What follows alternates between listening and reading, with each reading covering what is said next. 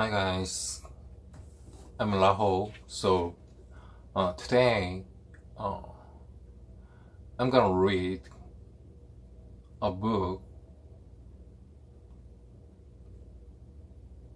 a kind of novel.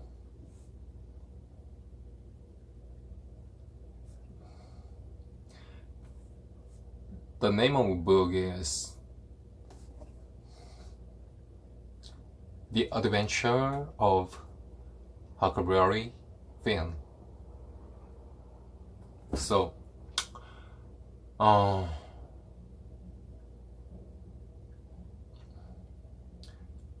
I'm gonna plan to read this book one day, one chapter.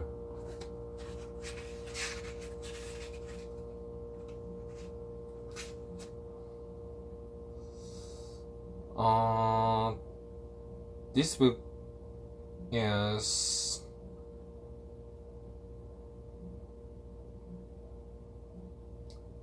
make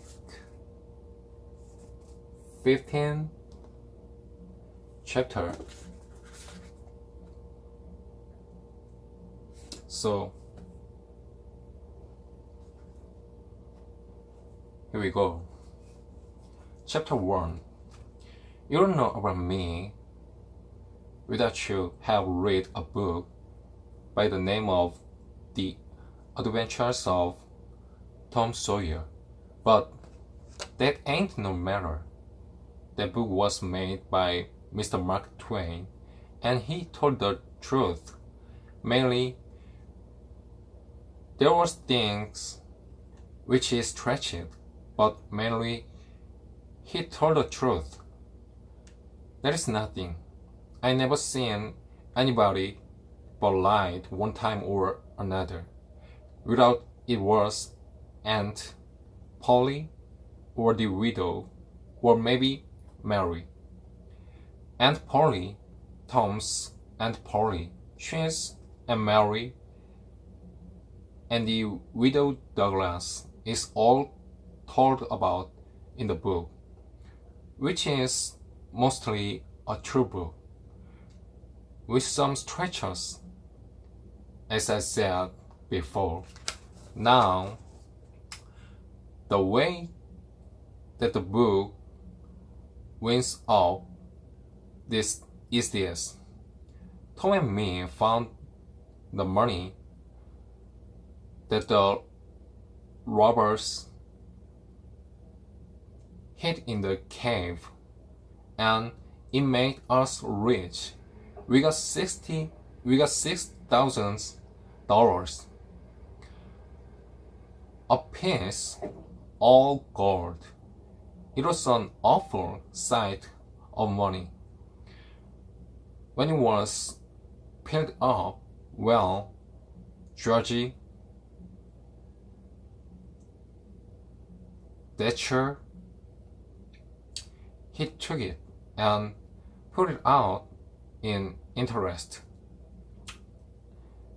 and it fetched us $1 a day a piece all the year around, more than our body couldn't tell what to do with. The widow Douglas, she took me for her son and allowed she would civilly judge me, but it was love. Living in the house all the time, considering how dismal, regular, and decent the widow was in all her ways. And so, when I couldn't stand it no longer, I leaped out. I got into my old rags and my sugar hog shit again, and was free and satisfied. But Tom Sawyer, he hunted me up and said he was gonna start a band of robbers, and I might join if I would go back to the widow and be respectable. So I went back. The widow, she cried of me and called me a poor lost lamb, and she called me a lot of other names too, but she never meant no harm by it. She put me in them new clothes again, and I couldn't do nothing but sweat and feel all cramped up. Well done. The old thing commenced again. The widow rang a bell for supper, and you had to come to time. When you got to the table, you couldn't go right to eating, but you had to wait for the widow to took down her head and grumble a little over the big chores, though there weren't really anything the matter with them. This is nothing, only everything was cooked by itself in a batter of odd on an end. It is different. Things get mixed up and the juice kind of swapped around, and the things go better. After supper, she got out her book and loaned me and Moses and the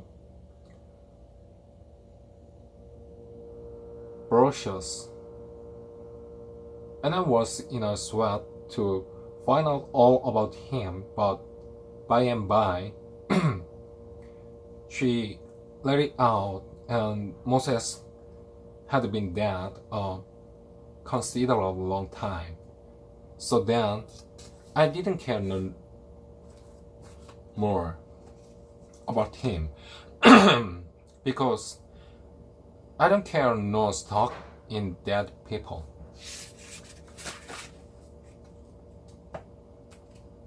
Pretty soon I wanted to smoke and asked the widow to let me, but she wouldn't. She said it was a mean practice and wasn't clean, and I must try to not do it anymore. That is just the way with some people. They get down on a thing when they don't know nothing about it. Here, she was bothering about Moses, which was no kin to her, and no use to anybody being gone. Yeah, finding a powerful fault with me for doing a thing that has some good in it. And she took snuff too, of course. That was all right because she'd done it herself. Her sister, Miss Watson, a tolerable slim old maid with glasses on, had just come to live with her, and took a set at me. Now, with a spelling book, she walked me middling hard for about an hour, and then the widow made her ease up. I couldn't stood it much longer. Then, for an hour, I was deadly dull, and I was fidget. Miss Watson would say, "Don't put your feet up there, Huckleberry," and "Don't scratch up like that, Huckleberry. Set up straight." And pretty soon she would say, "Don't give and stretch like that, Huckleberry. Why don't you try to behave?" Then she told me all about the bad place, and I said, "I wish I was there." She got mad then, but I didn't mean no harm. All I want was to go somewheres. All I want was a change. I weren't particular. She said it was weak to say. What I said she wouldn't say for the whole world.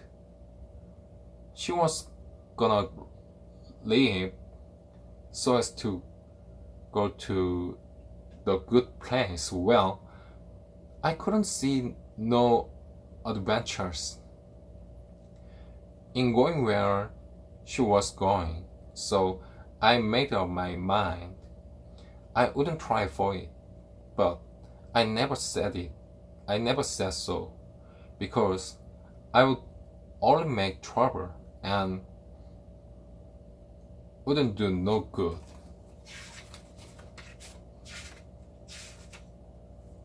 Now, she had got a start, and she went on and told me all about the good place. She said all about it would have to do there was to go around all day long with a harp and sing forever and ever. So I didn't think much of it, but I never said so. I asked her if she reckoned Tom Sawyer would go there, and she said not by a considerable sight.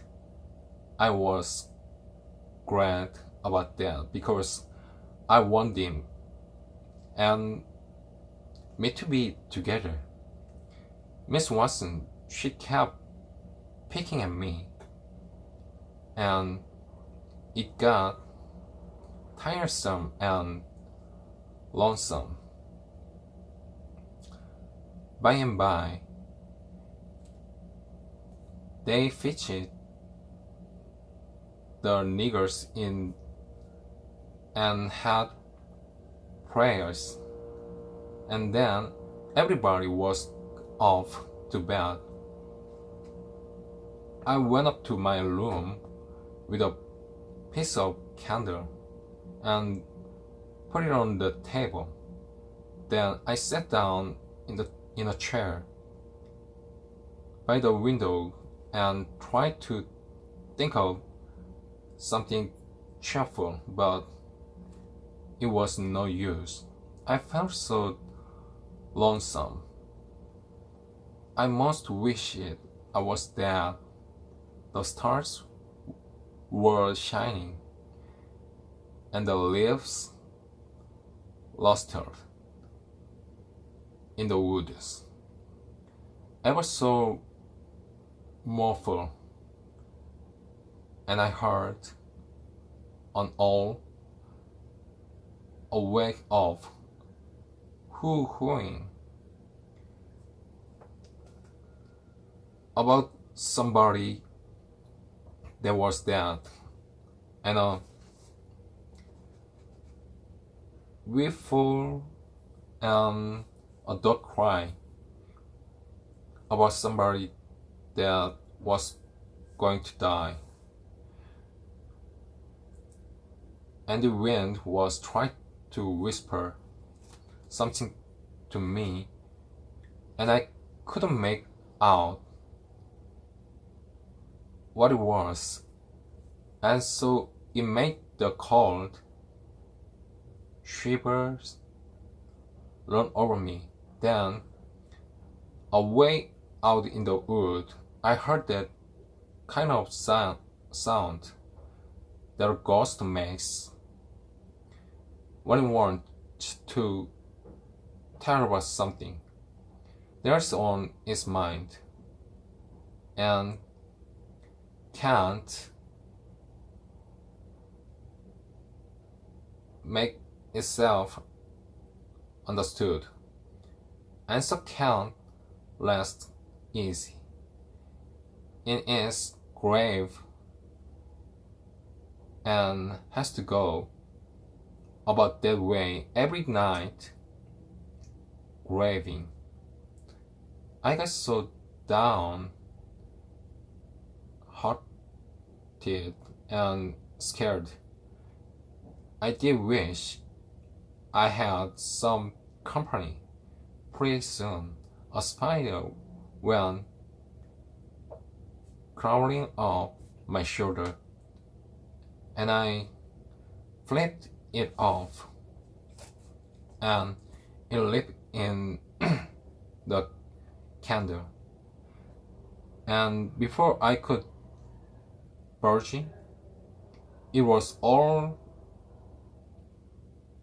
shriveled up. I didn't need anybody to tell me that there was an awful bad sign and would fetch me some bad luck, and I was scared and most shocked the clothes of me. I got up and turned around in my strokes 3 times and crossed my breast every time, and then I tied up a little lock of my hair with a thread to keep witches away, but I had no confidence. You do that when you've lost a horseshoe that you find. Instead of nailing it up over the door. But I hadn't ever heard anybody say it was anyway to keep off bad luck when you'd kill a spider. I sat down again, shaking all over, and got on my pipe of a smoke, for the house was all as still as that now, and so the widow wouldn't know. Well, after a long time, I heard the clock away from in the town go boom, boom, boom, 12 licks, and all still again, stiller than ever. Pretty soon I heard her swing snap down in the dark amongst the trees. Something was a stream. I sat still and listened. Directly, I could just barely hear a meow, meow down there. That was good, says I, meow, meow, as soft as I could. And then I put off the light and scrambled out of the window onto the ship. Then I slipped down to the ground and crawled in among the trees, and sure enough, there was Tom Sawyer waiting for me.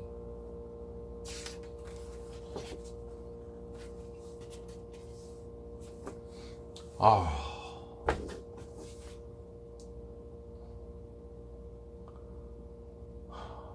it's really, really hard to me now, but I really hope I'm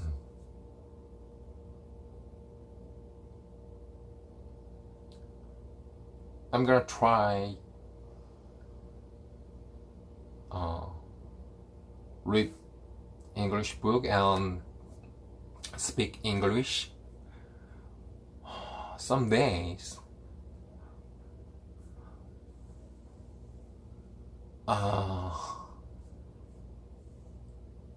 I will speak English very well, like American.